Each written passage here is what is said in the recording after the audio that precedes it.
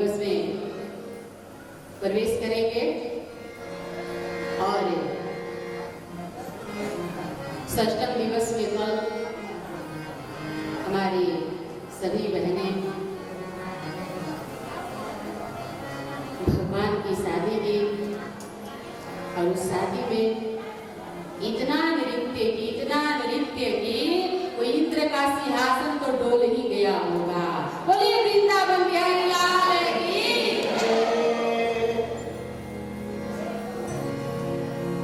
हमारी यहाँ जितनी बहनें उपस्थित होती हैं, पता ना जैसे जैसे दिन समाप्त हो रहा है वैसे वैसे प्रेम बढ़ते जा रहा है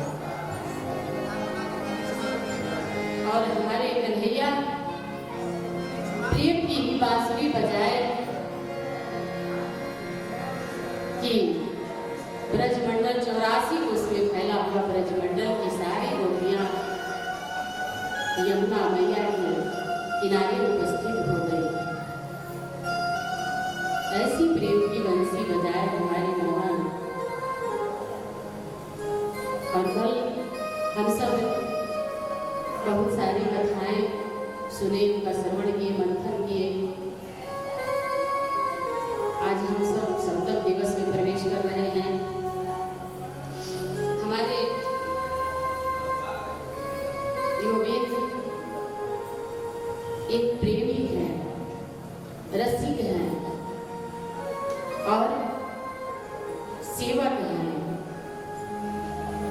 और मित्रता कैसे निभाई जाती है वो हमारे कृष्ण ने बताया है कि मित्रता क्या होती है, दोस्ती क्या होती है और प्रेम क्या होता है। हमारे गोविंद अपना शादी विवाह करके माता रुक्मणी के साथ द्वारिका चले गए। द्वारिका जाने के बाद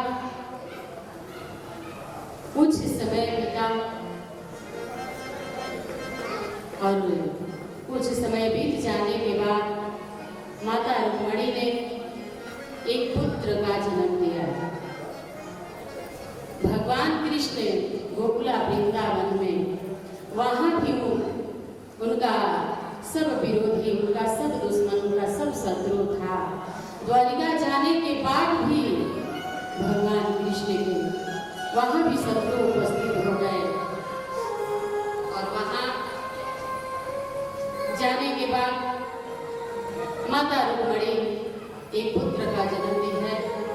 उस पुत्र को प्रसूति कक्ष से समरासुर नाम के राक्षस उस पुत्र का अपहरण कर लेता है और आकाश मार्ग से जा रहा है।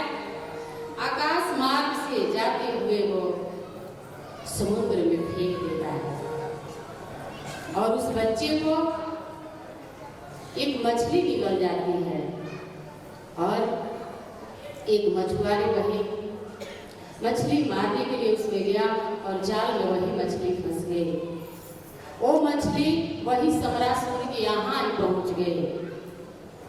उनके यहाँ भोजन बनाने वाली उनका नाम था विद्यावती और वही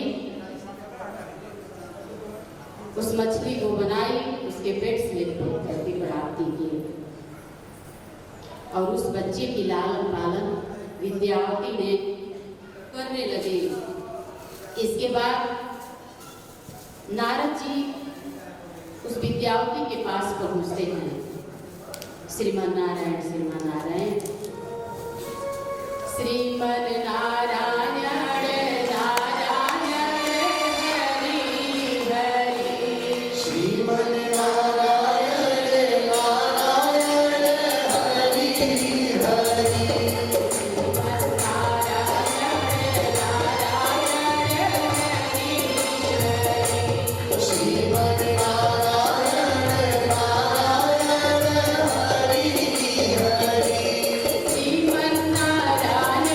Narayan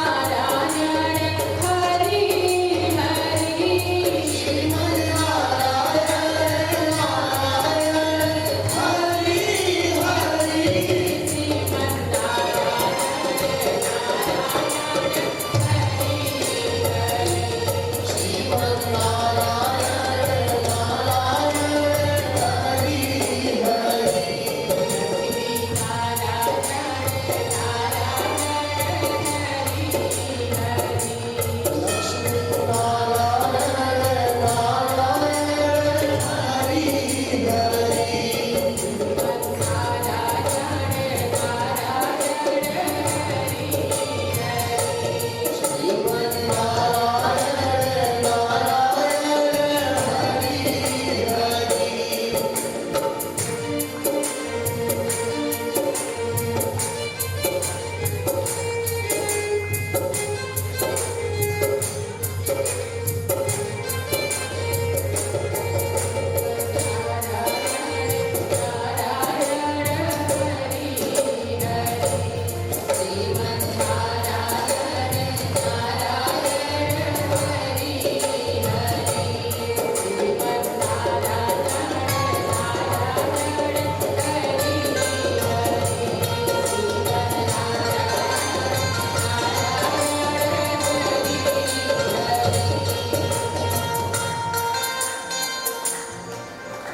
नारद जी विद्यावती के पास पहुंचते हैं और वहां उस विद्यावती को बता देते हैं कि जिस बालक की पालन पोषण कर रही हो वो कोई और नहीं, ये तुम्हारा पति है।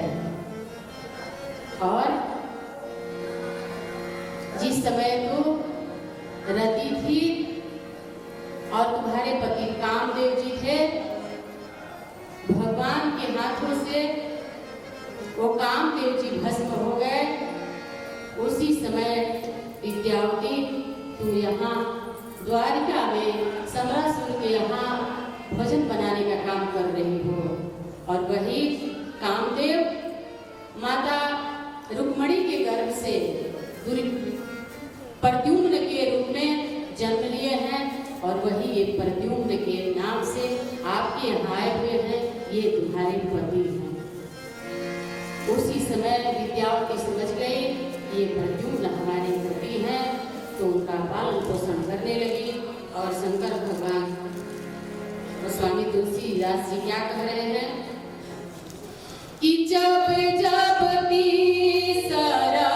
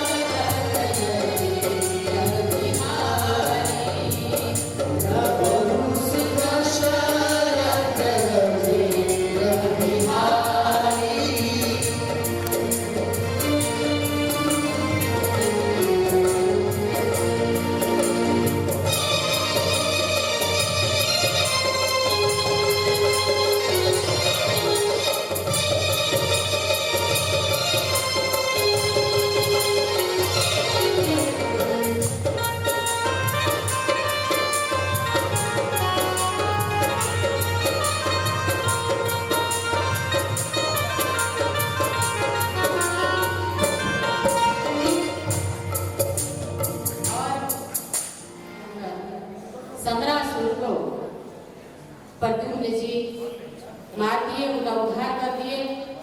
इसके बाद अपनी पत्नी विद्यावती को लेकर द्वारिका पहुंचे। तब तक से हमारे भगवान कृष्ण 16,108 विवाह कर चुके थे। प्रथम पुत्र प्रद्युम्न जी थे और प्रथम पत्नी वही माता रुक्मिणी। जब द्वारिका पहुंचे तो 16,108 विवाह कर चुके थे।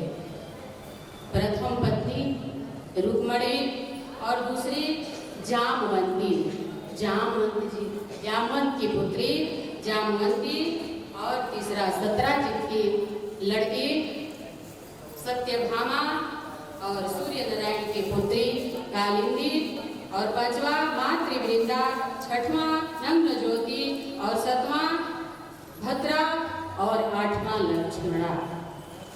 ये उनकी 8 पत्नियां हुई। और उसी वृंदावन में भौमासुर नाम के राक्षस, उस समय वहां राजकुमारियों को 101 राजकुमारियों को वो अपने बंदी गृह में डाल दिया था। सिर्फ 100, 16,100, और सिर्फ एक ही उनको और ढूंढना था। तब तक से हमारे भगवान कृष्ण वहां पहुंच गए और 16,100 राजकुमारियों का उद्धार करते हैं प्रभु भौमासुर को मारकर। इसके बाद वो 16,100 राजकुमारी रोने लगी, गिड़गिड़ाने लगी कि हे प्रभु, जब आप बंदी गृह से निकाल दिए तो फिर हम सब कहाँ जाएंगे? समाज कौन रखेगा? हम किसके यहाँ जाएंगे? हे प्रभु, हम सबको मर जाने दीजिए। लेकिन भगवान कृष्ण रसी प्रेमी अपने भक्तों को कैसे मरने देंगे? और उसी समय भगवान कृष्ण 16,100 राजकुमारियों से विवाह करते हैं और विवाह करने के बाद समाज में उनको जीने का अधिकार देते हैं। उसी समय 16,108 रानियां हमारे प्रभु कृष्ण के हो गए। तो श्री सुखदेव जी से परीक्षित जी पूछते हैं ये 16,108 ये 16,000 क्या है गुरुदेव?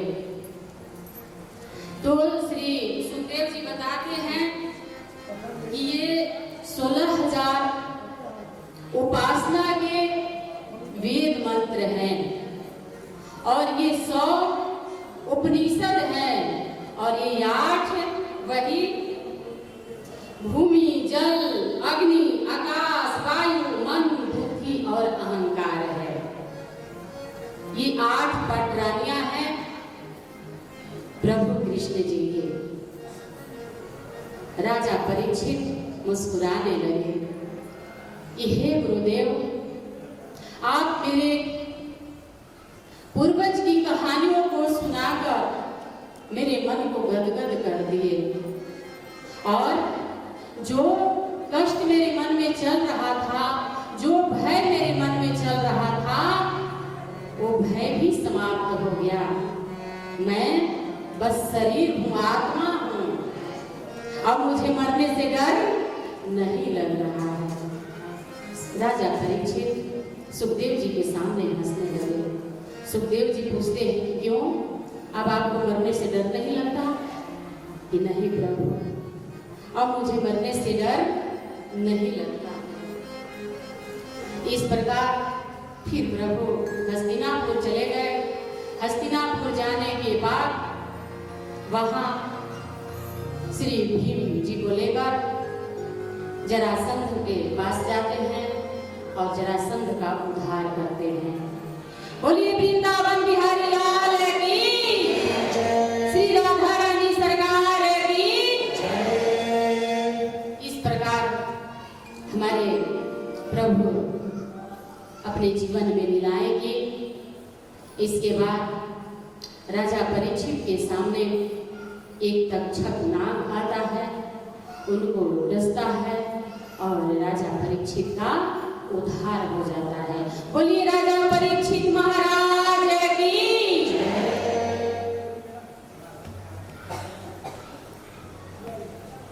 और हमारे भगवान कृष्ण प्रेम की मूर्ति है, सेवक की मूर्ति है, भक्त की मूर्ति है। मित्रता क्या होती है? मित्रता की मूर्ति है तो हमारे भगवान कृष्ण हैं। भगवान प्रेम की परिभाषा आप लोगों को छोटा सा प्रसंग देकर बता रही हूँ कि प्रेम क्या होता है। प्रेम यदि घर में आ जाए तो घर का निर्माण, घर का काम कैसे चलता है। एक घर में जेठानी और देवरानी दोनों एक साथ रहती थी और दो भाई और वो दो गोतनी, जेठानी और देवरानी। जेठानी अमीर घर की बेटी थी और देवरानी गरीब घर की बेटी थी। जेठानी के यहाँ से हर तीज त्योहार यानी हर पर्व आता था, लेकिन गरीब घर के होने की वजह से देवरानी के यहाँ से कुछ भी नहीं आता था। उनके भाई उनसे मिलने आते थे लेकिन अपने साथ कुछ वस्तु लेकर नहीं आते थे क्योंकि गरीब थे। वो जेठानी के यहाँ से जब भी त्योहार आता था, साड़ी आता था, उसके भाई साड़ी लेकर आते थे। वो साड़ी लेकर अपने देवरानी के कक्ष में जाती थी और सबसे पहले अपने देवरानी को देती थी। बहन, तू हमसे छोटी है, पहले 4 से 5 दिन तू पहन ले, इसके बाद मैं पहनूंगी। बहन हाथ जोड़ ली कि बहन तू क्या कह रही है, तू बड़ी है, क्योंकि बड़ी जेठानी माँ के बराबर होती है, तो आप 4 से 5 दिन 10 दिन पहन लो, इसके बाद मैं पहन लूंगी। लेकिन जेठानी आंखों में आंसू भर के कह रही है कि क्या ये जो मैं लेकर आई हूं तुम्हारे पास स्वीकार नहीं करोगी मेरी बहन? और देवरानी रोने लगी और अपनी जेठानी को गले से लगा ली कि दीदी, उस जन्म की तुम हमारी माँ हो जो इस जन्म में पूरा कर रही हो। जब भी आता था साड़ी, कुछ भी नया चीज, तो पहले देवरानी को पहनाकर और वो जेठानी पहना करती थी। इसको कहा जाता है प्रेम। और एक दिन ऐसा हुआ कि जेठानी के पति इंजीनियर हैं और देवरानी के पति बिजनेसमैन हैं। तो बिजनेस में कभी घाटा लगता है, कभी फायदा होता है। तो उनको बिजनेस में घाटा लग गया, 4 लाख की घाटा लग गया। जब घाटा लग गया तो वो अपने भैया से नहीं बोल रहे हैं, ना अपने भाभी से बोल रहे हैं। वो अपने पत्नी के कक्ष में गए और पत्नी के कक्ष में जाकर अपने पत्नी से यही कहे कि सुनो, मेरे ऊपर इतना कर्ज हो गया है और इनकम हो ही नहीं रहा है, तो फिर मैं वो कर्ज कैसे चुकाऊंगा? बोलो, अभी तो हमारे और तुम्हारे बीच में कोई संतान भी नहीं है कि हम बंधन में हैं। चलो आज हम दोनों जहर खाकर अपना प्राण त्याग देते हैं, क्योंकि जिसका पैसा है बहुत अभद्र बोल रहा है, वो हमसे बर्दाश्त नहीं हो रहा है। इसलिए इस विष को तुम भी खा लो और मैं भी खा लूंगा। श्री कृष्ण गोविंद हरे मुरारे, हे नाथ नारायण वासुदेवा। श्री कृष्ण गोविंद हरे मुरारे, हे नाथ नारायण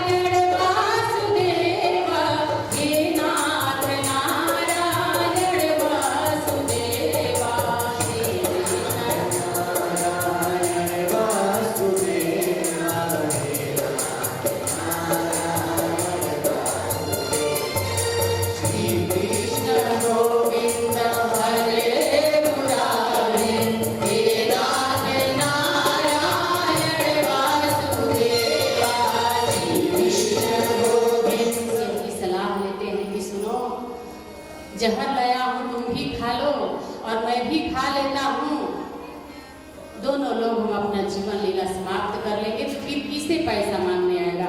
भैया को इस बात की पता है नहीं। तो पत्नी प्रेम से समझाती है कि सुनिए,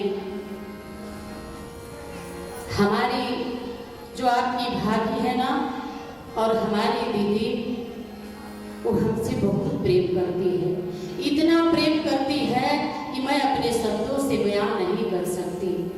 और उससे बिना पूछे, उनसे बिना कहे हम जहर खा लें तो फिर मरने के बाद भी हमारी आत्मा भटकती रहेगी।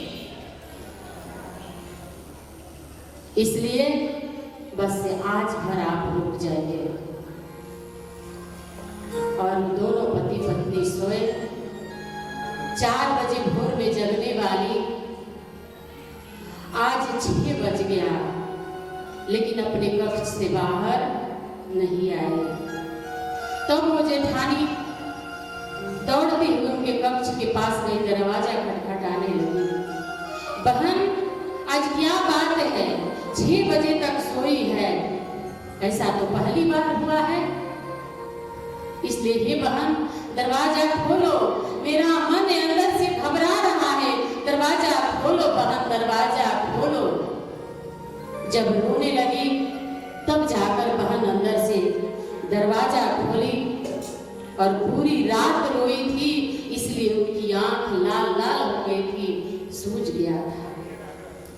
और उसी समय जेठानी अपने उस बहन को गले से लगा लिया। क्या बात है, आज तुम्हारी आंखों में आंसू, आज तुम्हारा आंख लाल हो गया है, क्या बात है बताओ? कि बताने लायक नहीं है दीदी, रहने दो, तुम्हारा जितना फर्ज था तू कर ली है, अब छोड़ो, अब बताने लायक नहीं है दीदी, अब नहीं बताऊंगी। तुम्हारे ऊपर बहुत बोझ बनी रही, आज के बाद मैं अब तुम्हारे ऊपर बोझ बनना नहीं चाहती। जेठानी गले से लगा ली। क्या बात है, बोलो। नहीं बताओगी तो मैं भी तुम्हारे कक्ष से जाने वाली नहीं हूं। तू रो रही है, हम भी रोएंगे, लेकिन आज तुमको बताना पड़ेगा। मेरे सर पे हाथ रख के बोलो, मेरे सुहाग की कसम, तुझे बताना पड़ेगा। जब सुहाग की कसम खाई तो वो देवरानी का मन मचल गया, सोचने लगी ये क्या कर रही है। और उनसे जाकर कहती है, बहन बस आपके जो देवर जी है ना, उनके ऊपर 4 लाख का कर्ज हो गया है, और वो रात में यही बता रहे थे कि तुम भी जहर पी लो और मैं भी जहर पी लेता हूँ, हम दोनों, अभी तो बीच में कोई है नहीं, तो कौन रोने वाला है, चलो हम दोनों अपना जीवन लीला समाप्त कर देंगे, क्योंकि जिसने पैसा दी है बहुत अभद्र बोल रहा है। मेरे पास पैसा है नहीं कि उनका कर्जा चुका पाऊंगा। बस इतना सुनी जेठानी, अपने बहन को गले से लगा ली। बस इतनी सी बात के लिए तो दोनों पति पत्नी अपना प्राण त्याग रहे थे। तुम लोगों को शर्म आनी चाहिए। जब तक से हम जिंदा हैं तब तक से बहन तुम्हारे जिंदगी में कभी आंच नहीं आने दूंगी। और उसी समय अपने पति के पास जाती हैं और जाकर कह रही हैं कि सुनिए, एक बात अर्जेंट है। आज तक मैं आपके सामने मुंह नहीं खोली, लेकिन आज आपको सुनना पड़ेगा। तो इंजीनियर साहब करके बोलो, क्या बात है? यही बात है कि आपके भाई जो है ना, उन पे 4 लाख रुपए का कर्ज हो गया है, और जिसका वो रुपए लिए हैं उनको असब 2 लोग बोल रहे हैं। अरे इतना ही नहीं, आपके देवर और आपके भाई और हमारे छोटी बहन दोनों अपना प्राण त्यागना चाह रहे हैं। तो भाई बोल रहे हैं कि अरे मेरे पास तो जो पैसा था उसको बिजनेस करवा दिए, और अब तो जो भी मेरे पास पैसा है, हमारा बच्चा भी बड़ा हो गया है, उसका भी एडमिशन कराना है, बस मात्र 1 महीना बचा है, अप्रैल में एडमिशन होगा। उसी समय कह रहे हैं कि अभी गोदरेज खोलिए और 4 लाख रुपया निकालिए, अपने भाई को ले जाकर दे दीजिए। यदि आपका भाई रहेगा तो आपके जीवन में कभी बल की कमी नहीं होगी। भाई ताकत होते हैं, भाई साहस होते हैं। अरे पुत्र तो आप दोबारा पैदा कर सकते हैं, लेकिन भाई को पैदा नहीं कर सकते। आप भाई को नहीं पैदा कर सकते, पुत्र का दोबारा पैदा कर सकते हैं। इसलिए हे स्वामी, वो 4 लाख रुपया जो रखे हैं भाई को दे दीजिए। और उसी समय अलमारी से पैसा निकाले और अपने भाई को ले जाकर दे दिए। भाई चरणों में गिर गए, भैया मैं नहीं जानता था, मैं नहीं जानता भैया कि आपका व्यवहार ऐसा है। भैया मैं मरकर भी आपका ये कर्ज नहीं चुका पाऊंगा। यदि भाभी इसकी माँ है तो आप हमारे पिता हैं,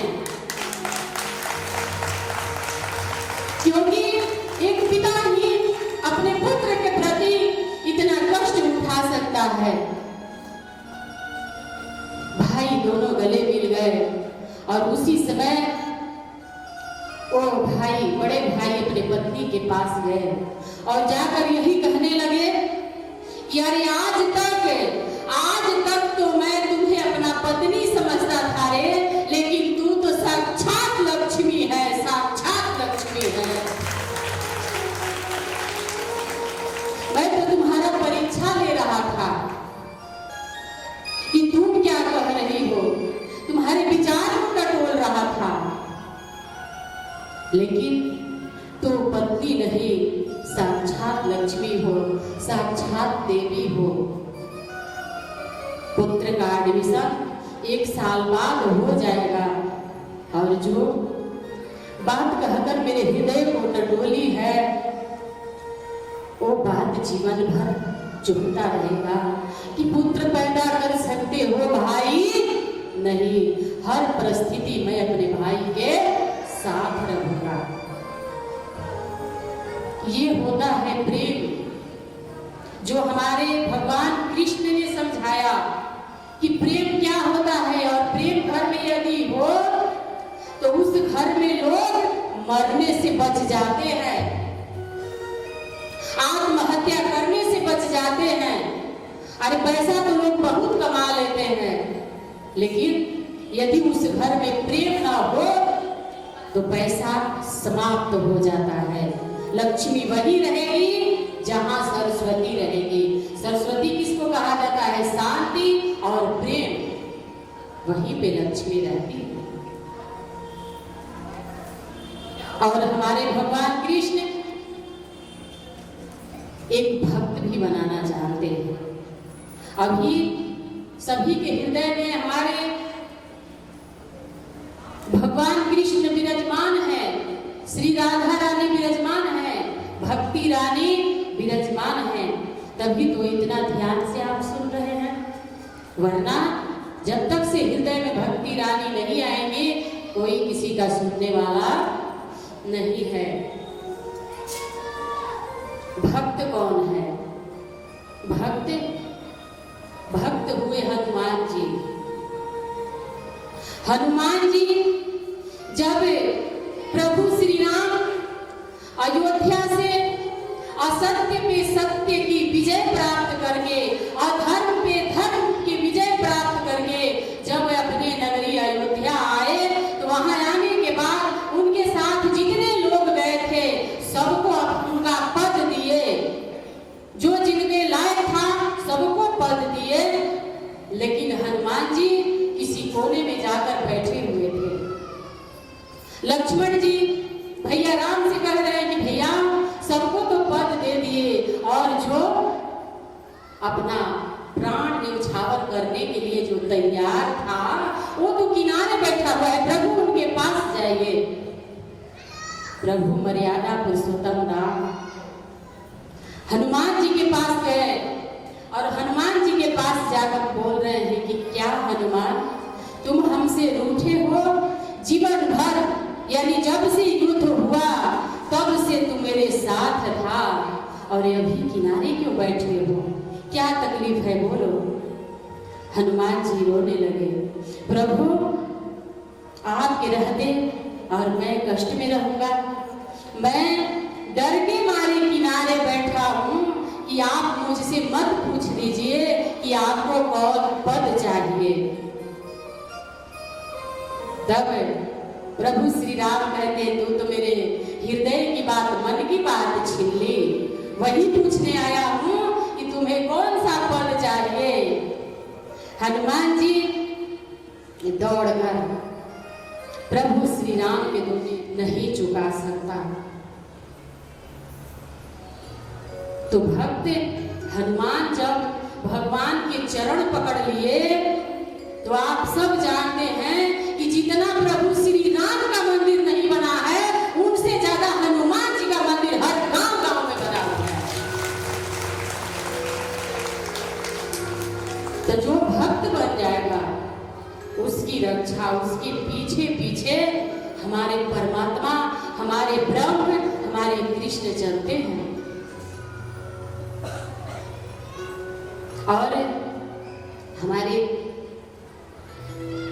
प्रभु गोविंद एक सेवक हैं। जब धर्मराज युधिष्ठिर राजसूय का आयोजन किया था उस समय भगवान कृष्ण को ही प्रथम स्थान पे रखे थे कि जो भी पूजा पाठ होगा सबसे श्रेष्ठ हमारे भगवान कृष्ण होंगे, इनकी ही पूजा होगी, यही वंदनीय नमनीय होंगे। लेकिन हमारे भगवान कृष्ण करे कि ठीक है ये पद मुझे स्वीकार है, लेकिन सेवक का काम कौन करने वाला है? जब यज्ञ करा रहे हो, जितना यहाँ लोग उपस्थित हो रहे हैं तो प्रसाद भी बनेगा, प्रसाद में लोग प्रसाद ग्रहण करेंगे तो फिर पानी पिलाने का काम, जूता चप्पल देखने का काम और पतल फेंकने का काम कौन करेगा?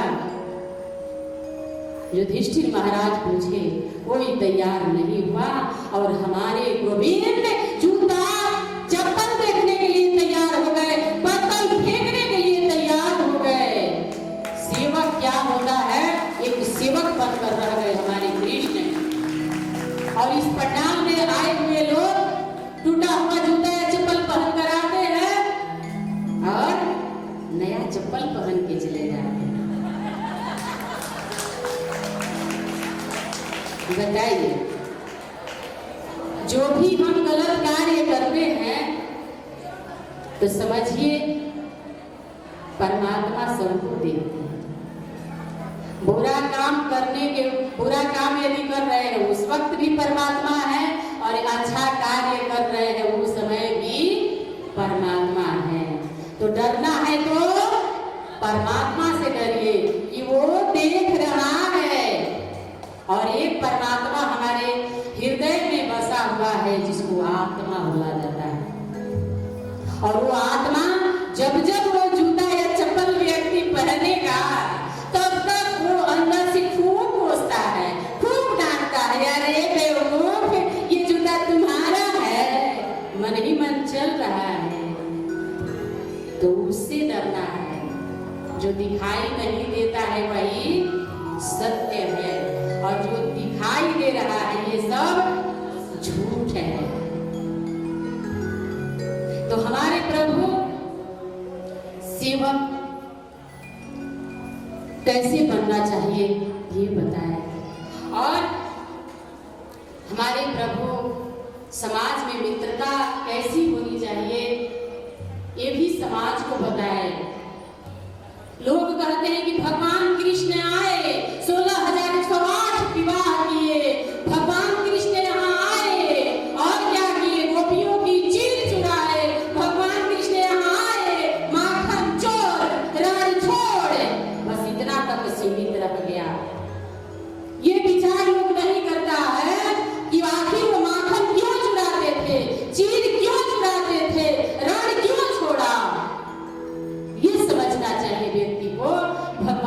कृष्ण ने ऐसी लीलाएं क्यों की? माखन चोर इसलिए बने कि गोकुला के लोग मेहनत करते थे, रात दिन मेहनत करते थे और छाली कंस खा रहा था। गोकुला के बच्चे कमजोर हो रहे थे, बाल बाल सब, और वहां के मजबूत थे। तो जब धर्म कमजोर होगा और अधर्म मजबूत होगा तो धर्म का पतन निश्चित है। इसलिए हमारे कन्हैया माखन चोर बने। चीर चोर क्यों बने?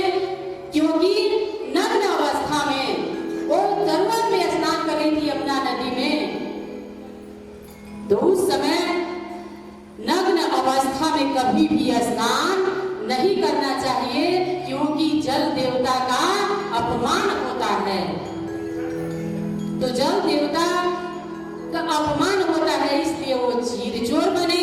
और एक रणछोड़ क्यों बने? क्योंकि जरासंध ब्राह्मणों को यज्ञ हवन में बैठा दिया था कि 17 बार पराजित हो गया हूँ, यदि इस बार पराजित हुआ तो आप लोगों को जान से मार दूंगा। तो ब्राह्मणों की रक्षा के लिए वो रणछोड़ बने। और लोग कहते हैं कि चीर चुराए, रासलीला किए। कभी अपने मन में ऐसा शब्द मत आने दीजिएगा। हमारे भगवान कृष्ण बता रहे हैं कि मित्रता क्या होती है। जब गोकुला छोड़कर मथुरा में गए, सारे गोप गोपियां भगवान कृष्ण के लिए रो रहे थे। भगवान कृष्ण भी गोकुला वासियों के लिए रो रहे थे। लेकिन जब गुरुकुल में वो बलराम और कृष्ण दोनों भाई गुरुकुल में गए तो वहां उनकी मित्रता सुदामा से हुई, और उसी समय से सुदामा को मित्र मान ही रहे थे भगवान कृष्ण, और ये गोविंद गोविंद रटते रहते थे। हर काम में गोविंद, हर काम में कन्हैया।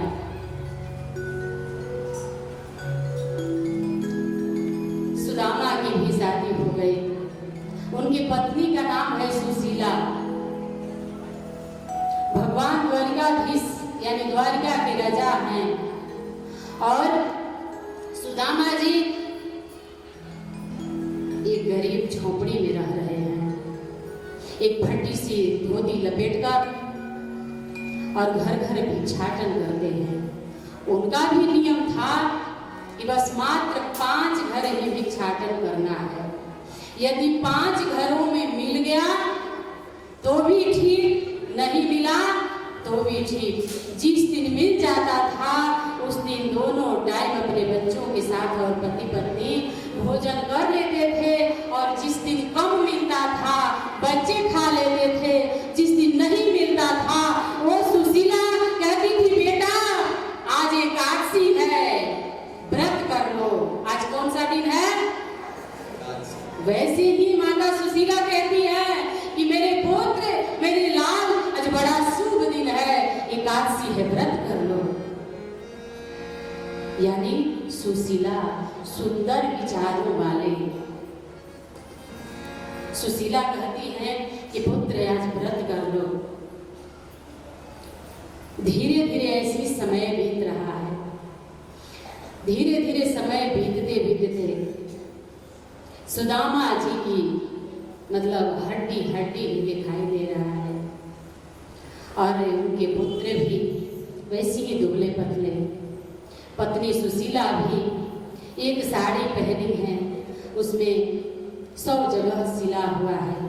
फटा चिथड़ी पहनकर अपना जीवन गुजार रहे हैं। मांग कर खाना मिल गया तो खाए, नहीं मिला व्रत कर लिए। ऐसे ही एक दिन सुदामा जी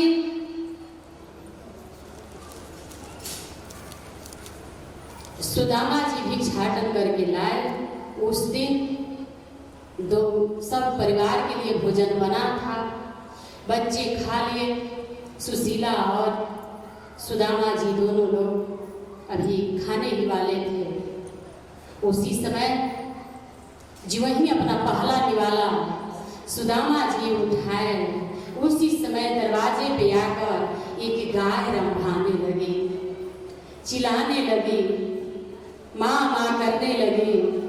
और सत्य के मार्ग पे चलने वाले सुदामा जी, धर्म को समाप्त न होने देने वाला सुदामा जी उस निवाला को थाली में रख दिए और उस थाली को उठाकर गौ माता के सामने रख दिए और खुद भूखे रह गए। जब तक से हम अपने जीवन को परमात्मा के चरणों में समर्पित नहीं करेंगे, अपने हर कार्य को ईश्वर के चरणों में नहीं समर्पित करेंगे, तब तक से हमारा और आपका उद्धार होने वाला।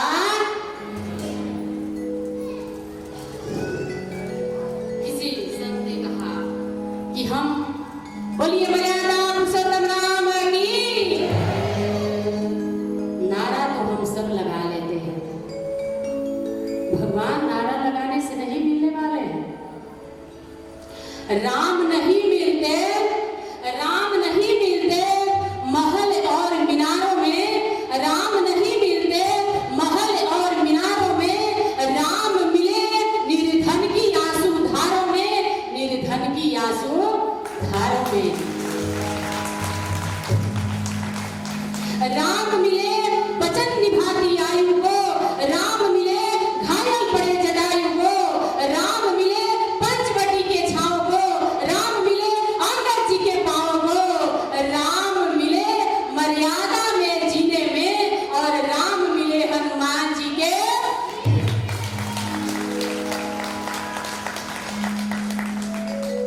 राम मिले तटों और वनवासों में, राम मिले केवट के विश्वासों में, राम मिले सती अनसुईया की पवित्रता को, राम मिले सीता की पवनता को, राम नहीं मिलते माला के फेरों में, राम मिले। हम और कल के बारे में सोच सोच के टेंशन टेंशन टेंशन, कोई बीपी के मरीज, कोई शुगर के मरीज, लेकिन सबरी हर दिन आज में जी रही है, आज आएंगे, आज आएंगे, आज आएंगे, हर दिन फूल बिछा रही है, ताजा ताजा फूल बिछा रही है।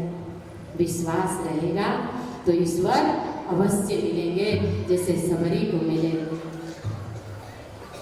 तो सुदामा जी अपना खाना गौ माता को दे दिए और खुद भूखे पेट सो गए। फिर सुबह उठे, भिक्षाटन के लिए चल दिए। लेकिन हमारे गोविंद को क्या अपने भक्त को इतने कष्ट में देख सकते हैं? कभी नहीं। भगवान कृष्ण खुद आते हैं कहाँ? सुशीला जी के पास, एक साधु भेष में, और वहां आने के बाद सुशीला से कहते हैं भिक्षाम देही, भिक्षाम देही। सुशीला आकर रोने लगी, बाबा मेरे पास कुछ भी नहीं है, कहाँ से दूं? कन्हैया की आंखों में आंसू आ गया, मेरे मित्र का घर कैसा है, मेरी पत्नी की ये दशा क्या हो रही है। और उसी समय सुशीला को समझाए कि देखो मैं एक संत हूँ, और जब तुम्हारे पति घर आएंगे तो उनसे बता देना, क्या वो आपको बताए हैं कि द्वारिकाधीश उनके मित्र हैं कि नहीं? ये तो बात नहीं बताया है। तो द्वारिकाधीश उनके मित्र हैं, उनसे बता दीजिएगा कि वो अपने एक बार अपने मित्र से मिल ले। ठीक है महात्मा, आप बता दिए। जब उनके मित्र द्वारिकाधीश हैं तो हो सकता है द्वारिकाधीश के पास जाएंगे तो इतना कष्ट झेलना नहीं पड़ेगा, उनको भी भिक्षाटन करना नहीं पड़ेगा। और भगवान वहां से अंतर्धान हो गए, चले गए। उसी समय सुदामा जी भिक्षाटन करके घर आए तो उनको भिक्षा नहीं मिली थी उस दिन, एक घर से भी भिक्षा नहीं मिला। सुदामा जी बहुत दुखी थे। सुशीला कह रही है कि स्वामी आप यदि नाराज न हो तो एक बात कहूं। बोलो सुशीला, क्या कहना चाहती हो देवी, बोलो। तो ये बताइए कि आपके मित्र कौन हैं? तो मित्र तो बचपन के मित्र हैं, एक साथ गुरुकुल में पढ़े हुए थे। गुरुकुल के बाद वो भी अलग, हम भी अलग हो गए। उनका नाम है द्वारिकाधीश भगवान कृष्ण है। सुशीला कहने लगी कि जिसका मित्र द्वारिकाधीश हो, जिसका मित्र भगवान कृष्ण हो, वो इतना कष्ट उठा है। इसलिए हे प्रभु, हे स्वामी, मैं हाथ जोड़कर आपसे निवेदन करती हूँ, प्रार्थना करती हूँ कि आप अपने मित्र के पास जाइए। देखिए मित्र मित्रता कैसे निभा रहे हैं। और आजकल के मित्र एक मित्र नहीं बना रहे हैं। आजकल के बच्चे एक बच्चे के 10-10, 20-20 मित्र, 20 का 25, 100 भी हो सकता है। मदिरा पान करके अब आपस में लड़ लेगा। इसके बाद अपने आंखों देखी हाल बता रहे हो। इसके बाद फोन लगेगा घुमाने, आज तू आ सबको बुलाने लगता है। आज की मित्रता कैसी है? अपने में मित्र बनेगा, फिर उसी मित्र को मारकर रेलवे के पटरी पर सुला देता है कि ट्रेन आई और इसको काट दी है। हमारे एक संत महात्मा बता रहे थे कि दोस्ती कैसी होनी चाहिए। दो नौजवान लड़के एक बाइक पे बैठकर, दोनों दोस्त हैं, जिगरी दोस्त हैं, दोनों रास्ते में जा रहा है। रास्ते में एक चाय की दुकान मिली और उस दुकान में दोनों दोस्त जाकर चाय पीने लगे। जब चाय पीने लगे तो आसपास में ही दोनों बैठे। एक सफेद वस्त्र पहना था और एक जींस पहना था, यानी एक नेता वाला पहना था। ऊपर से सफेद था, अंदर क्या होता है? अंदर काला होता है। आजकल के नेता का वही हाल है। बोलिए श्री राधे राधे। तो दोनों मित्र चाय पीने लगे और गलती से एक मित्र से वो चाय उसके पैंट पे गिर गई और वो आवेश में आकर और दिया एक तमाचा अपने मित्र को। मित्र विचार करने लगा कि मेरा इतना अच्छा दोस्त था और थोड़ी सी चाय गिर गई और एक चांटा मार दिया, सोचा समझा नहीं। लेकिन सबका हृदय, सबका मन बराबर नहीं होता है, सबका विचार। वो लड़का एक गिलास में पानी रखा हुआ था, उस गिलास के पानी में अपना उंगली, उस पानी में उंगली डाला और उंगली डालकर टेबल पर लिखा कि आज मेरे सबसे अच्छे दोस्त ने मुझे चांटा मारा। जब वो लड़का पढ़ा कि ये क्या लिखा, मैं तो इनको चांटा मारा और लिख रहा है कि मेरा सबसे अच्छा दोस्त आज मुझे चांटा मारा। उसकी आंखों में आंसू आ गए। कहा कि दोस्त, जब चाय गिर गई थी ना, आवेश में आ गया था, मन में क्रोध आ गया, मुझे माफ कर दो दोस्त, मैं अच्छा ही दोस्त हूँ, अच्छा दोस्त रहूंगा भी। और उसी समय फिर दोनों बाइक पर बैठकर रास्ते में जाने लगा। ईश्वर की लीला कोई नहीं समझता है। एक्सीडेंट हो गया और उसमें जो मित्र चांटा मारा था उसको अधिक चोट लगी और इस लड़के को बस थोड़ा बहुत हल्का फुल्का चोट आया था। और वो लड़का रोते हुए, अपना दर्द नहीं देख रहा है, घुटना फूट गया है तो भाई ब्लड तो निकलता होगा, लेकिन वो नहीं देख रहा है। अपने मित्र को अपने गोदी में उठाया और दौड़ते दौड़ते पसीना पसीना चल रहा है। जब वो बेहोश होकर गिर गया तो एक गाड़ी वाला आया तो देखा कि ये दो लोग बेहोशी हालत में पड़े हुए हैं। अपने गाड़ी में बैठाया और उसी समय हॉस्पिटल में ले जाकर एडमिट करा दिया। और वहां जाने के बाद वो व्यक्ति तो चला गया, लेकिन डॉक्टर जब इलाज करने लगा तो उस इलाज में जो चांटा मारा था वो दोस्त की दोनों आंखें खराब हो गई थी। और ये लड़का कहने लगा कि डॉक्टर साहब मेरे दोस्त की क्या हाल है, अंदर लेकर गए थे, बताइए, क्योंकि बताने लायक नहीं है। जो तुम्हारा मित्र है ना, वो जीवन भर अपनी आंखों से नहीं देख पाएगा। मित्र चिल्ला चिल्ला कर रोने लगा। क्या कह रहे हैं डॉक्टर साहब? वह इधर से उधर दौड़ने लगा। उसके पास उतना पैसा नहीं था कि वो दूसरी आंख लगवा सके। डॉक्टर साहब कह रहे हैं कि देखो, यदि जल्दी करोगे तो आंख लाने के बाद भी यदि हम लगाएंगे तो काम नहीं करेगा। जितना जल्दी हो सके जल्दी करो। ओ मित्र तुरंत डॉक्टर साहब को पकड़ लिया, कहा डॉक्टर साहब मुझे अपने उस कक्ष में ले जाइए, ले चलिए जहां आंखें निकालते हैं। डॉक्टर साहब की आंखें नम हो गई। इतना पेशेंट मेरे हॉस्पिटल में आया, लेकिन ऐसा नहीं आया जो अपनी आंखें देने को तैयार है।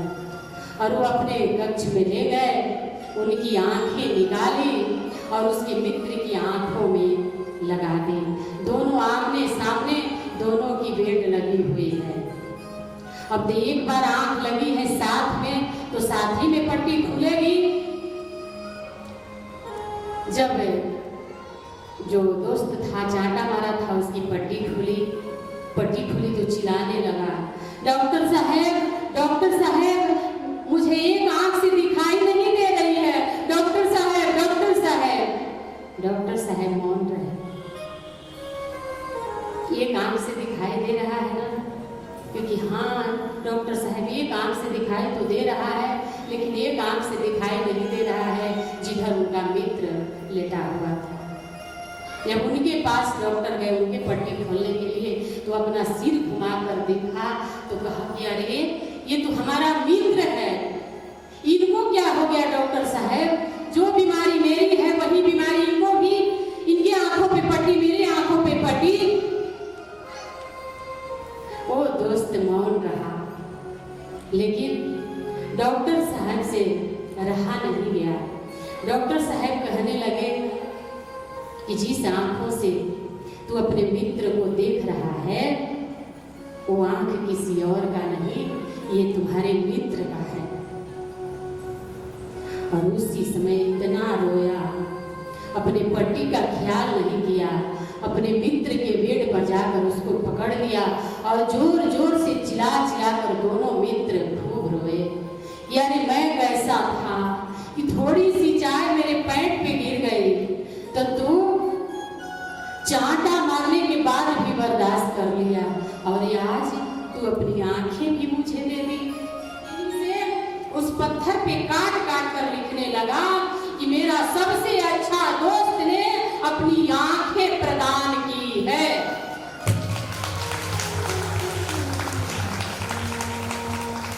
और वो दोस्त कहा कि अरे मैं तो सिर्फ पानी से लिखा था मित्र कि लिखेंगे और उसी समय सूख जाएगा और तुम्हारा क्रोध समाप्त हो जाएगा, तो इसलिए लिखा था।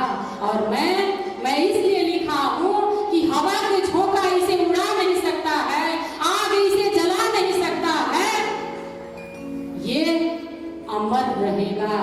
जो भी यात्री इस रास्ते से गुजरेंगे तो ये लिखा रहेगा कि हमारे सबसे अच्छे दोस्त ने अपनी आंखें प्रदान की। ये होती है मित्रता। नहीं तो मित्रता एक काम यदि आ गए तो मित्र ठीक है, जिस दिन काम नहीं आए तो मित्र को मारकर और पटरी पे सुला देना, ये मित्रता नहीं है। तो यदि मित्रता, आखिर यहाँ श्रीमद् भागवत महापुराण का आयोजन क्यों हुआ है? इसीलिए यहाँ कुछ सीखने को मिलेगा, जीवन में परिवर्तन आएगा सुनने के बाद।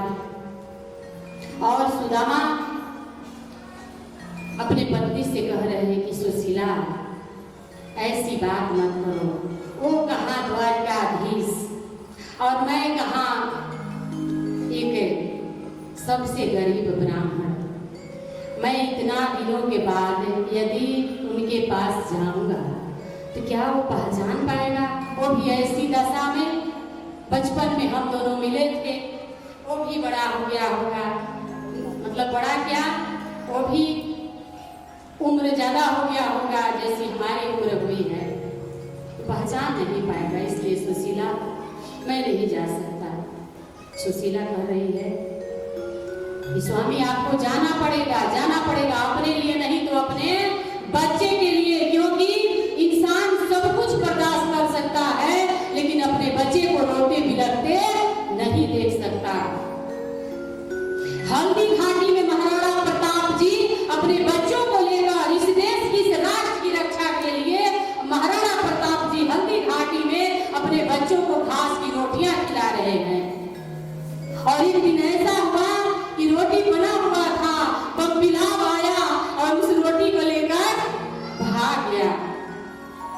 उस दिन बच्चे भूखे रहे। एक दिन और खाना बना, रोटी बनी, उस घास की रोटी बनी। उनकी एक लड़की थी चंपा, महाराणा प्रताप की एक लड़की थी जिसका नाम था चंपा, जिसका उम्र था 7 वर्ष और उनके बेटे का उम्र 4 वर्ष। तो रोटियां जब भी बनती थी वहां तो अपने भाई को खिला देती थी और अपने हिस्से की रोटी वो चंपा रख दिया करती थी कि मेरा भाई छोटा है, इसको फिर दोबारा भूख लगेगी तो फिर क्या खाएगा। और रोज रोज अपने भाई को रोटी खिला रही है 7 वर्ष की बालिका।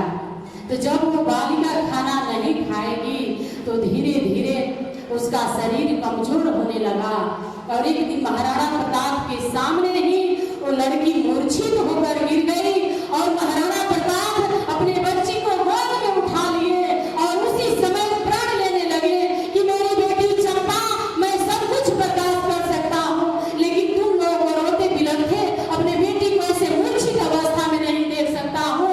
मैं इस मुगलों से अभी संधि करके आता हूँ और मैं अपने राज्य को जाऊंगा, इस जंगल में घास की रोटी नहीं खाऊंगा, अपने बच्चे को खिलाऊंगा।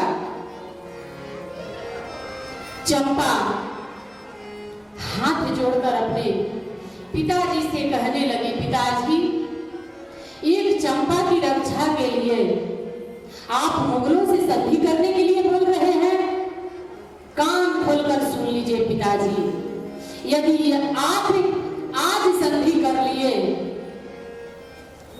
तो आज आपकी बेटी सिर्फ एक चंपा बचेगी, लेकिन संधि करने के बाद आने वाला इस भारत में हजारों लाखों चंपा मरेगी यदि संधि कर लीजिएगा। इसलिए हे पिताजी, मैं इतना ही दिल की थी, फिर दोबारा जन्म लूंगी और इसी देश के लिए कुर्बान हो जाऊंगी। 1 बार, 2 बार, 20 बार, 100 बार कुर्बान होंगी इस अपने राष्ट्र के लिए, चंपा कह रही है। और उसी समय अपना प्राण त्याग दी। महाराणा प्रताप इस राष्ट्र के लिए कितना कष्ट उठाए और जब ये देश गुलाम था तो उस समय के लोग जानते होंगे कि इस देश की हालत क्या थी। अरे चैन से ऐसे बैठकर कोई कथा न कह रहा था, न कोई कथा सुन रहा था। इसके बदौलत कथा सुन रही है और हम भी यहाँ से कथा सुना रहे हैं। आज हमारे देश के बच्चे कहाँ जा रहे हैं और हमारा देश कहाँ जा रहा है, ये सोचनीय है। हमारे देश के लोग कितना कुर्बानी दे चुके हैं इस देश के लिए, इस राष्ट्र के लिए। सुदामा, उनकी पत्नी सुशीला अपने बच्चे को रोते बिलखते नहीं देख पा रही थी, अपने पति से बार बार निवेदन करने लगी कि स्वामी मेरा कहना मानिए, एक बार जरूर अपने दोस्त उस द्वारकाधीश से मिल लीजिए। सुदामा जी बोले कि ठीक है भाग्यवती, यदि कह रही हो तो मैं जाऊंगा, लेकिन मित्र के घर, गुरु के घर, किसी के घर भी जाओ, जाए कोई भी जाता है तो खाली हाथ नहीं जाना चाहिए। गए सुशीला, बोलो मेरे पास तो कुछ भी है नहीं, तो फिर मैं अपने मित्र के घर कैसे जाऊंगा। सुशीला उसी समय दौड़ते हुए उस मोहल्ले में गई, 2 4 5 घर से थोड़ा थोड़ा चावल मांग कर लाई और अपने पल्लू को फाड़कर पोटली में बांध दी और बांध कर सुदामा के वो जो धोती पहनते थे उसमें बांध कर लटका दी। स्वामी जी, इसी को लेकर आप जाइए, क्योंकि यही आपके पास है, तो लेकर क्या जाइएगा। और वो सुदामा जी उस पोटली को बांधकर अपने मित्र द्वारिकाधीश से मिलने चल दिए। हे गोविंद, हे गोविंद, हे गोविंद, हे कन्हैया, हे कन्हैया, जा रहे हैं। और जाते समय एक नदी के किनारे,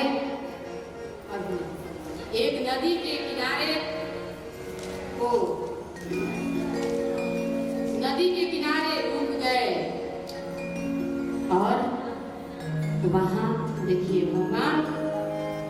भगवान अपने भक्तों को कष्ट में नहीं देखना चाहते, लेकिन सुदामा की तो परीक्षा ले रहे हैं। जब भगवान कृष्ण परम ब्रह्म अपने दिव्य ज्योति से देख रहे हैं कि हमारा मित्र नदी के किनारे बैठा हुआ है, आखिर ये नदी में इतना पानी है तो कैसे पार करेगा। और प्रभु उसी समय नाविक बनकर आते हैं, नाविक बनकर आते हैं। यहाँ भी कह रहे हैं कि अबे ब्राह्मण देवता, आप इस नाव पे बैठिए, मैं पार करा देता हूँ, उतराई दे दीजिएगा। सुदामा जी कहेंगे, अरे मेरे पास कुछ भी नहीं है, फूटी कौड़ी भी नहीं है, कहाँ से उतराई दूंगा। भगवान कृष्ण करे, जब तुम्हारे पास उतराई नहीं है तो फिर नाव कौन पार कराएगा, इस नदी को कौन पार कराएगा। सुदामा जी करके, ठीक है, जा जा जा, तो तुम्हारे जिसके पास पैसा नहीं रहेगा उसको तो ऐसे नहीं पार करा सकता, मेरे पास नहीं है तो जाओ। और उसी समय कन्हैया अंतर्धान हो गए और गोविंद गोविंद रटते रटते और सुदामा की आंखें लग गई और स्वप्न में कन्हैया को पुकार रहे हैं, क्योंकि रात में सोते समय जिस मंत्र का जाप करते हुए यदि आपकी नींद आ जाए तो वो मंत्र रात भर चलता है। इसलिए हमारे संत महापुरुष कहा करते हैं कि रात में सोने से पहले मंत्र का जाप करना चाहिए। क्या? हरे कृष्ण कृष्ण कृष्ण हरे हरे, हरे राम राम राम हरे हरे। इसको रटते रटते सो जाइए, रात भर इस महामंत्र का जाप चलेगा। उसी प्रकार सुदामा जी गोविंद गोविंद रटते रटते उस नदी के किनारे सो गए और उसी स्वप्न में क्या कर रहे हैं, सावरिया कन्हैया ले चल परली पार, सावरिया ले चल परली पार, कन्हैया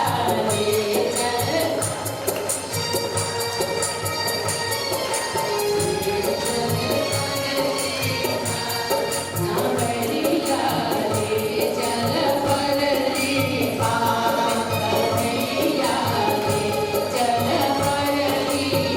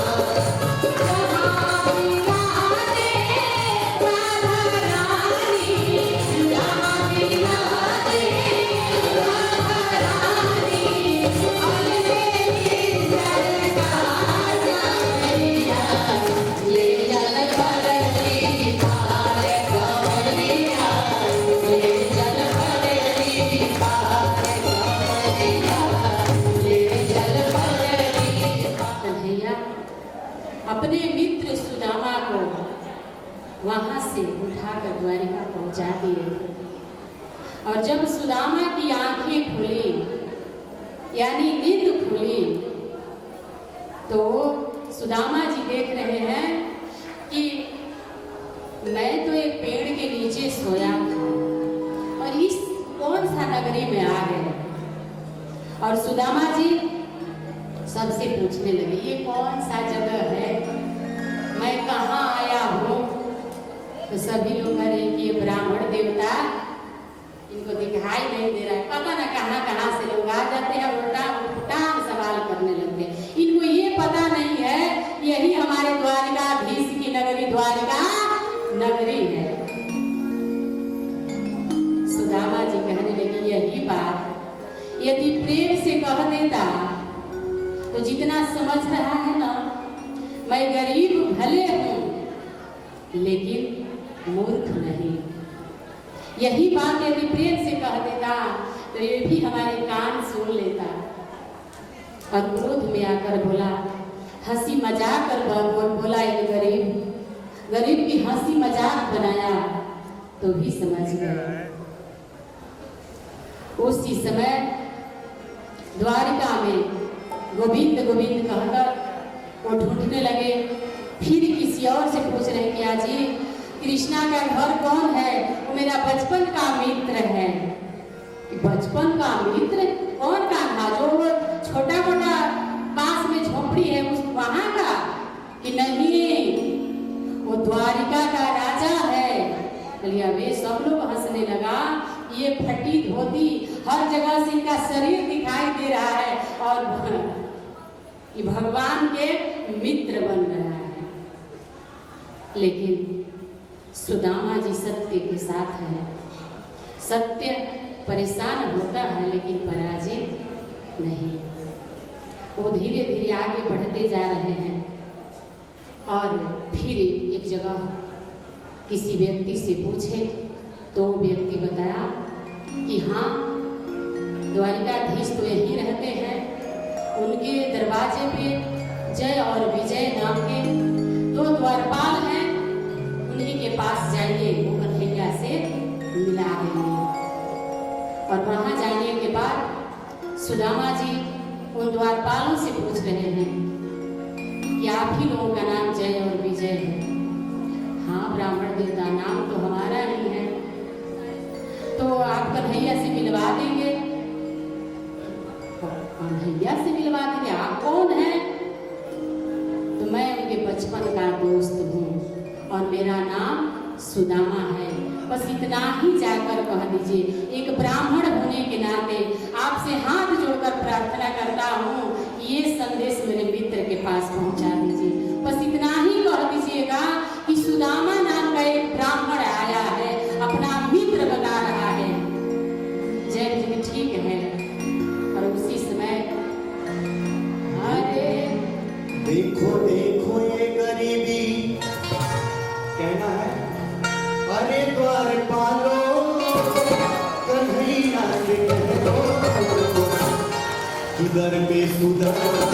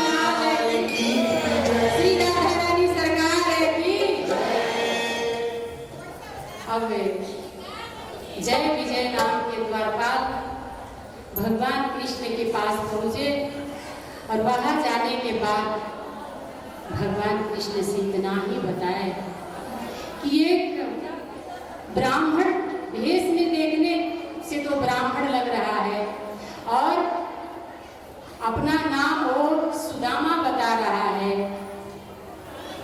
और हे प्रभु, हे स्वामी, आपको वो अपना मित्र बता रहा है।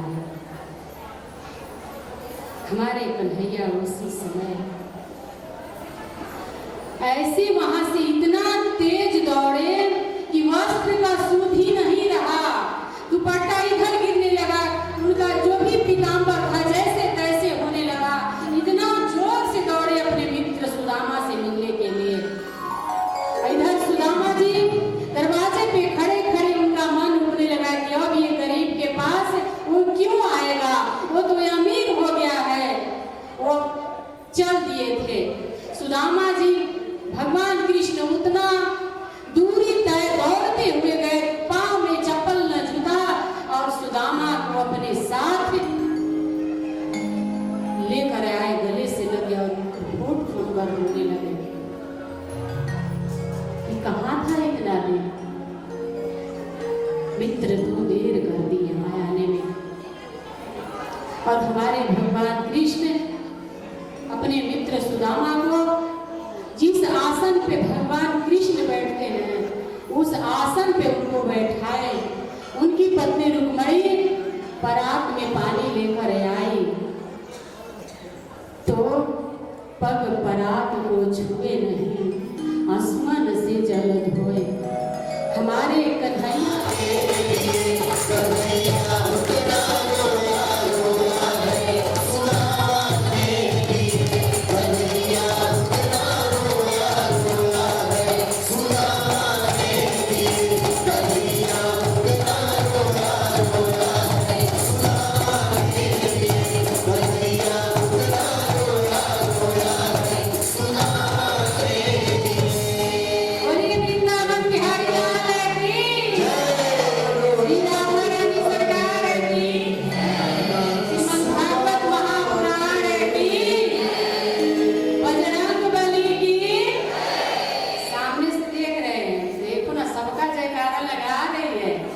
और मेरे बारे में एक बात नहीं बोल रहे, उसके अगल बगल में बैठ के हुए हैं। तो बोलिए बजरंग बली की। तो आप लोगों ने भजन के माध्यम से सुनी कि जितना राधा कन्हैया के लिए नहीं रोई, उससे ज्यादा हमारे कृष्ण सुदामा के लिए, अपने मित्र के लिए।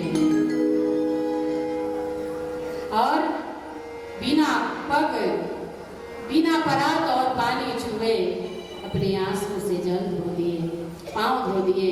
और धोने के बाद रुक्मणी 56 प्रकार के भोग लेकर आती हैं और जब सुदामा के सामने रखती हैं उस समय सुदामा की आंखों से आंसू गिरने लगे, क्योंकि मन में विचार करने लगे कि मेरे सामने तो 56 प्रकार के भोग आया है और मेरी सुशीला कैसी होगी, मेरे बच्चे कैसे होंगे।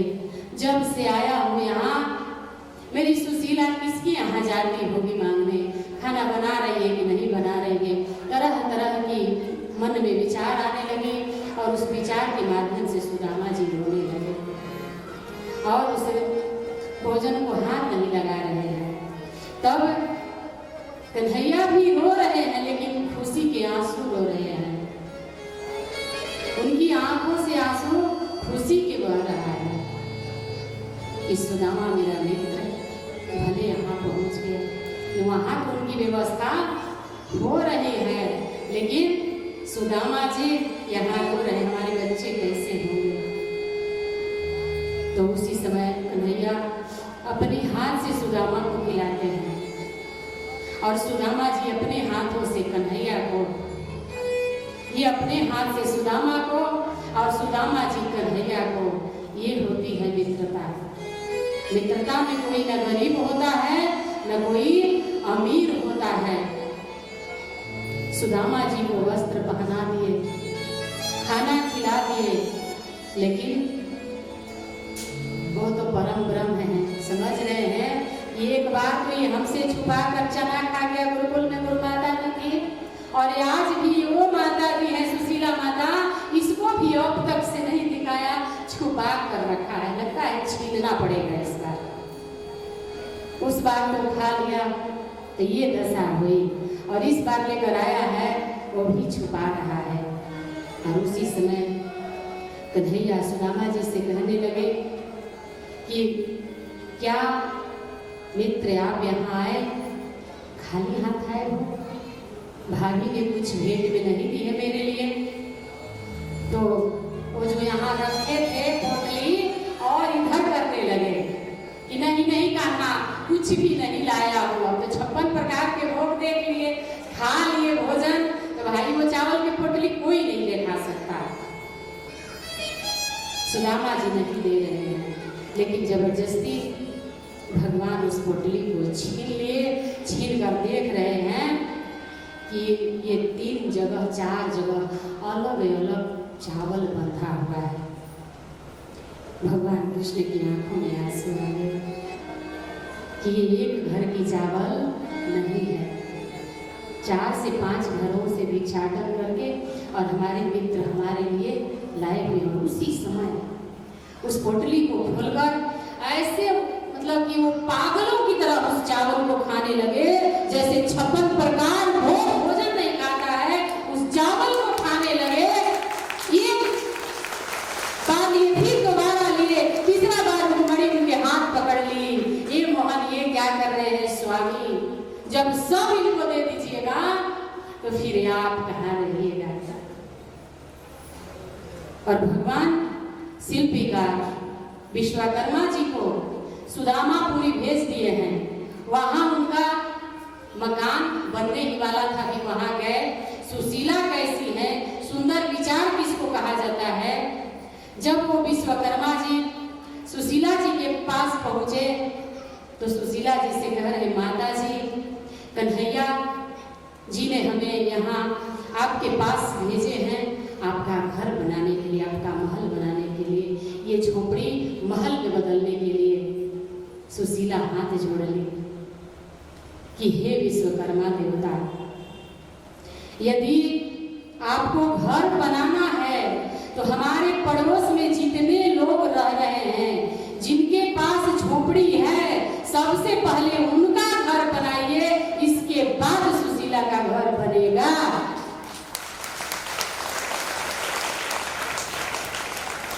यदि आप राजी हैं कि उनका घर बनाने के बाद हमारा घर बनाइएगा, तब तो मैं हाँ भरूंगी, वरना जिस रास्ते से आए हैं उस रास्ते से चले जाइए। हम जैसे हैं वैसे खुश हैं, गरीबी में ही हम सब खुश रहते हैं। मेरा घर महल बन जाए और हमारे पड़ोसी जो एक एक मुट्ठी चावल देकर हमारे बच्चों को आज तक जीवित रखा, उसका घर यदि नहीं बनेगा, मैं अपने आप को माफ नहीं करूंगी। विश्वकर्मा जी फिर भगवान कृष्ण से पूछते हैं। भगवान कृष्ण की आंखों से आंसू आ गए। धन्य है सुशीला, जैसे करे वैसे काम कर दो। पहले पड़ोसियों का महल बना, इसके बाद सुशीला का बना। ये है द्वारिकापुरी और वो सुदामापुरी नाम से फेमस है। यदि ऐसी घर की पत्नी हो, आस पास पड़ोस के लोग रहें, तो कोई दुखी नहीं रहेगा। लेकिन आज किसी की दुख को देखकर लोगों को खुशी होती है। हाय रे जमाना, हाय रे युग, हाय रे लोग। श्रीमद् भागवत महापुराण का श्रवण आप लोग कर रहे हैं तो थोड़ा दिमाग में भी बैठाइएगा कि तो इस कान से सुनिए और इस कान से निकाल दीजिए। यहाँ से बाहर निकलेगी मैडम को कुछ कहने आ रहा है, ऐसी बैठ गई है मंच पे, व्यासपीठ पे बैठ गई है, ऐसी बकते रहती है। सब कथा तो हम लोग जानते हैं। यहाँ से जाते बाहर 4 लोग मंचे पे पानी पीने लगती है। मंचे पे उनके लिए नारियल पानी आता है, वो भी पीने लगती है। लगता है कितने दिनों की भूखी है। बोलिए वृंदावन बिहारी लाल की, श्री राधे रानी सरकार की। सुशीला अपने पड़ोसियों का घर बनवाई, उसके बाद अपना घर बनाई। अब वहाँ से सुदामा जी व्याकुल हैं। इतना दिन हो गया, सुशीला भेजी है कि आपके मित्र द्वारिकाधीश हैं, वहाँ जाने के बाद हमारी और आपकी गरीबी मिट जाएगी। लेकिन ये तो न हाँ बोल रहा है न जाने दे रहा है, कुछ कह भी नहीं रहा है। मन में विचार चल रहा है, ऐसे ही चलाया, ऐसे ही चलाया, पत्नी के कहने पे आ गया, नहीं आना चाहिए था। कुछ भी नहीं कह रहा है कि हम देंगे कि नहीं देंगे, कुछ भी नहीं, ना मेरा हाथ चल पूछ रहा है। सुदामा जी मन में विचार करके भगवान कृष्ण सच में सुदामा जी को कुछ नहीं दिए थे और रास्ते में जा रहे थे।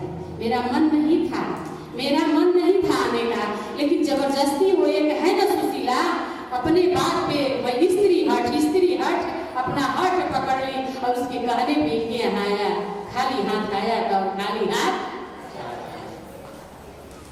रास्ते में पहुंचते हुए सुदामा जी जा रहे हैं। जब अपने महल के करीब पहुंचे तो सुशीला जी आरती लेकर तैयार है, अपनी पत्नी को नहीं पहचान रहे।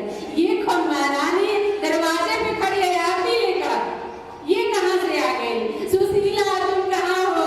सुशीला तुम कहाँ हो? ये कहाँ से अप्सरा आ गई है? मेरा यहीं पे घर था, लेकिन मेरा झोपड़ी था इसी जगह पे था, लेकिन मेरी सुशीला ही नहीं है, ये महारानी कहाँ से आ गई? सुदामा जी वहां भी संशय में पड़े हुए हैं, भ्रम में पड़े हुए हैं। तब सुशीला बोली, स्वामी आपकी सुशीला, आपकी धर्मपत्नी मैं सुशीला हूँ और आपकी आरती उतारने के लिए मैं खुद खड़ी हूँ। सुदामा जी विचार करने लगे, अरे मैं कितना मूर्ख हूँ, उनके बारे में क्या क्या सोचते आ रहा था। कुछ नहीं दिया, कन्हैया मेरे लिए कितना कर दिया है। उसी समय फुट फुट कर सुदामा जी रोने लगे। सारे पड़ोसियों का घर देखने लगे, अरे ये सबका घर किसका है? सुशीला कह रही है कि हमारे पड़ोसियों का घर है। यहाँ देखिए बोर्ड लगा हुआ है, सुदामा पूरी, जैसे द्वारिका पूरी था, ये देखिए आपके नाम का बोर्ड लगा हुआ है, द्वारिका पूरी। ये है हमारे कन्हैया। ऐसी होती है मित्रता, ऐसे होते हैं लोग सेवक, ऐसे होते हैं भक्त कि राम जी से अधिक हनुमान जी का मंदिर बन गया है। तो श्रीमद् भागवत महापुराण से यही हम लोगों को सीख मिलती है कि हम जहाँ भी रहें प्रेम से रहें, क्योंकि कुछ भी साथ जाने वाला जाएगा। हाँ जी, कि कौन कौन यहाँ जाने के बाद सोना चांदी काम नहीं आएगा, नहीं आएगा, नहीं आएगा, नहीं आएगा। वो सब सोना चांदी मेरे काम आने वाला है। लास्ट दिन है, सब जी अपने घर में जितना सोना चांदी रहती है जाके भागवत महापुराण के पास रख दीजिएगा। अच्छी करम तो पाया मानो तन, क्यों बाप में लोभ में क्यों बुराए मन, ये बाप की नैया एक दिन, ये बाप की नैया एक दिन तुझको डुबाएगी, ये बाप की नैया एक दिन तुझको डुबाएगी।